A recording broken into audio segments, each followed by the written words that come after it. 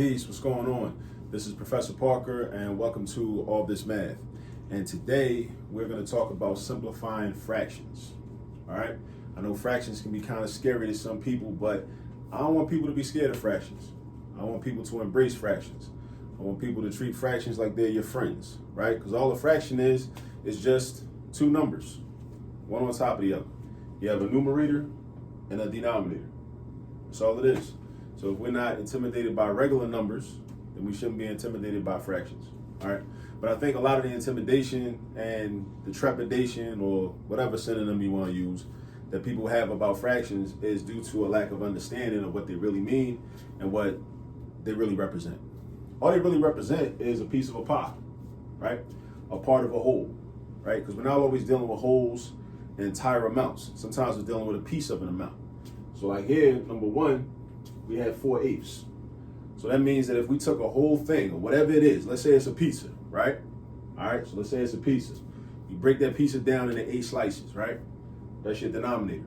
The denominator tells you how many pieces you break in the entire amount into, right?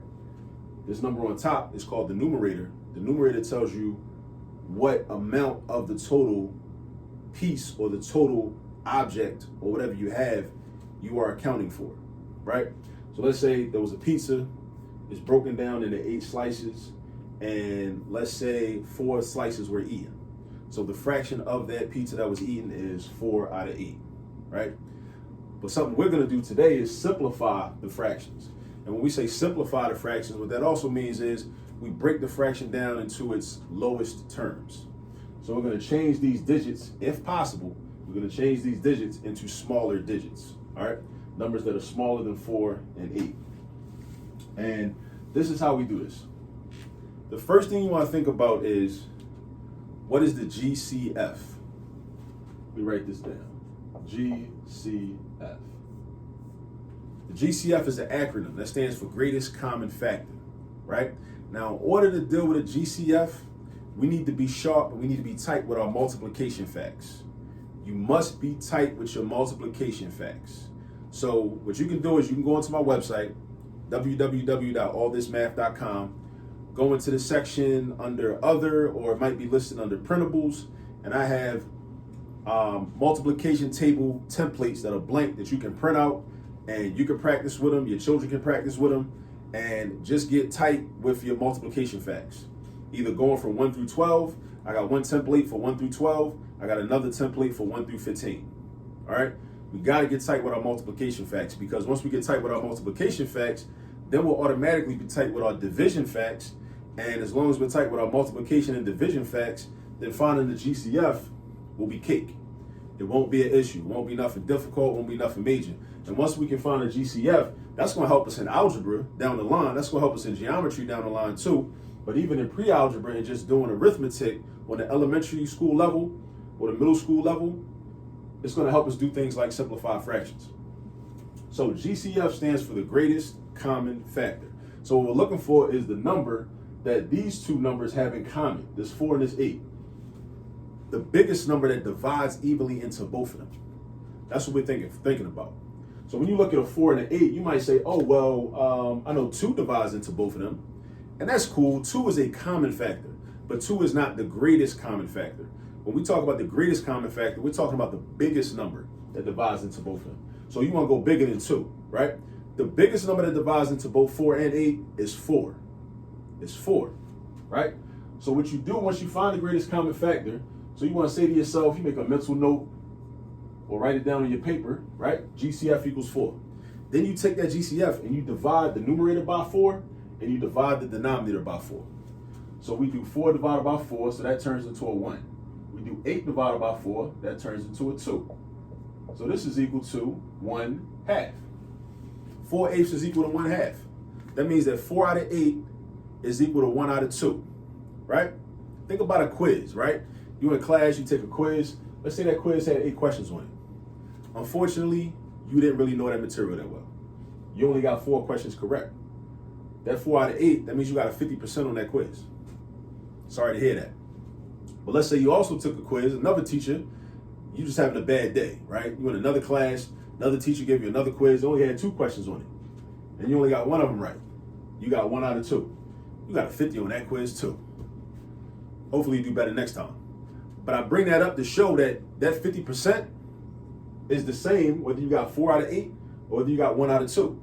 That's why 4 out of 8 and 1 out of 2 are the same thing. They're equivalent fractions. They're called equivalent fractions. And when we simplify fractions, see how we did? We broke this down into lower terms.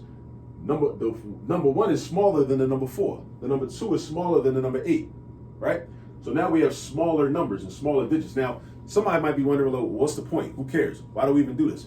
Well, because when we're doing a lot of complex calculations, we want to simplify our numbers so that the calculations can be less complex, right? We want to deal with smaller numbers. The smaller numbers, the better, if at all possible. Sometimes it's not possible, and we got to deal with the larger numbers, right?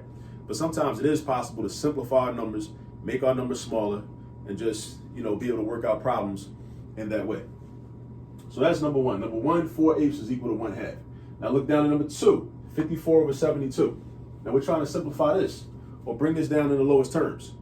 But wait, I forgot something. This is something I want you to put in your notes. Look back at number 1. A very critical question is, how do I know that it's simplified into lowest terms? How do I really know? Like, what's the criteria? Like, what's the test, right? How do I test this 1/2 to know that it's in simplest terms or lowest terms? Ask yourself this. Is 1 the greatest common factor of both of these numbers now? If 1 is the greatest common factor of your numerator and your denominator, then that's how you know it's in simplest terms. There's no other number besides 1 that can divide into 1 and 2. No other whole number. 1 is the only number. So once you get to that point, that's how you know you're finished. That's how you know you're done. And that's going to present itself right here in this next problem. So this next problem, I got 54 over 72. Now what I told you in example 1 was always look for the GCF. Always look for the greatest common factor. But let's say I don't really necessarily, I'm not too familiar with the number 54. I'm not that familiar with the number 72, for real. I know 9 times 8 is 72, but that's about it. I don't know other numbers that divide evenly into 72, and I don't know other numbers that divide evenly into 54 and into 72, because I don't really deal with 54 a lot. I mean, again, I know 9 times 6 is 54. But see, there's that 9 again, right? So I'm thinking in my head, well, I know that 9 is a common factor. I don't know if it's the greatest common factor, but let's just rock out and just use 9 and see what happens. Maybe it is the greatest common factor, maybe it's not. So what I'm gonna do is I'm gonna divide by 9. 54 divided by 9, that's gonna change that into a 6. I'm gonna do 72 divided by 9, that's gonna change that into an 8. So that gives me 6/8. So I look at this and I say, maybe I'm done. But then I go back and I ask myself that question. Is 1 the greatest common factor of 6 and 8? And I think about it and I say, nah, I don't think 1 is the greatest common factor of 6 and 8. I think that 2 also goes into 6 and 8. So since 2 is the greatest common factor of 6 and 8, that means that I'm not finished yet. That means I got to do this step again, right? And there's nothing wrong with that. I mean, we lose a little bit of time, but not that much time. So if 2 is the greatest common factor of 6 and 2 is the greatest common factor of 8, I just divide each of these by 2. So I do 6 divided by 2. That turns that into a 3. I do 8 divided by 2. That turns that into a 4. So now I got 3/4. Now I ask myself the question, is 1 the greatest common factor of each of these? And it is. Now it is. 1 is the biggest number that divides into 3 and also into 4, right? That they have in common, right?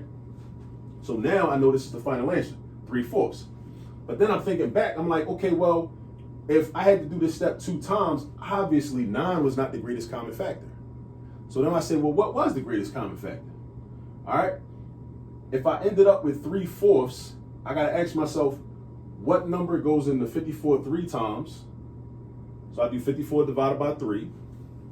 I could either do that mentally or use a calculator. 54 divided by 3. I know 9 times 6 is 54. Check this math trick out. If I know that 9 times 6 is 54, right? But I'm trying to figure out what times 3 equals 54. Basically what I do is I can divide this by 2, make this a 3, and then I double the 9, make that an 18. That's also got to be 54. Look how strong I just came, right? 9 times 6 is 54. If I take the 6, if I cut the 6 in half, I make it a 3. I double the 9, I make it an 18. That's got to give me the same product because it's the same amount of numbers, right? 9 6 times or 18 3 times. It's the same amount of 9s because there's 2 9s in 18.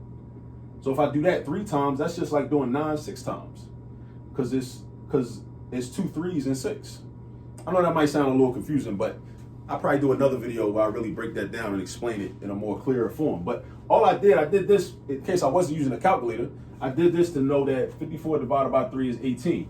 And if 54 divided by 3 is 18, then that means that the GCF for this was 18. It was 18. Now if I'd have knew that from the rip, right, that the GCF of 54 and 72 is 18, and 18 also goes into 72. How many times though? Let's make sure. 4 times, right? Because my denominator is 4. I do 10 times 4. I do 8 times 4. That's 32. This is one of them, what's this method called? This is like the distributive property, basically, right? But this is a method for doing mental math, doing mental multiplication, right? That gives me 72. The specific name that it's referred to in the mathematical community escapes me right now. But just understand that it is a manifestation of the distributive property doing this, right? And also it's one of the methods that a lot of our young people are being taught, you know, in order to do mental math. And I think it's helpful. I think it's beneficial, right? So now that means that the GCF was 18.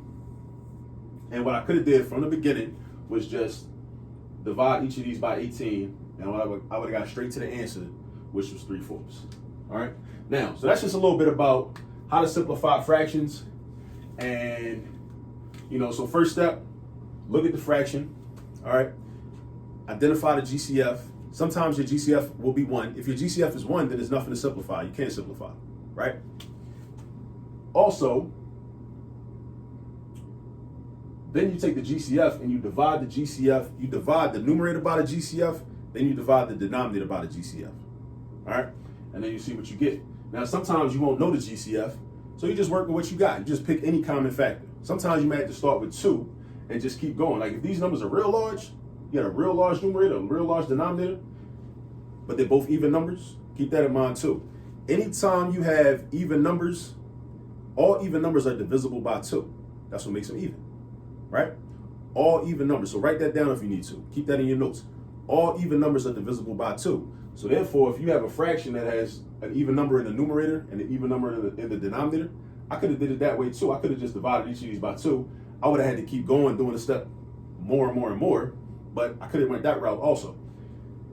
You just divide by 2, right?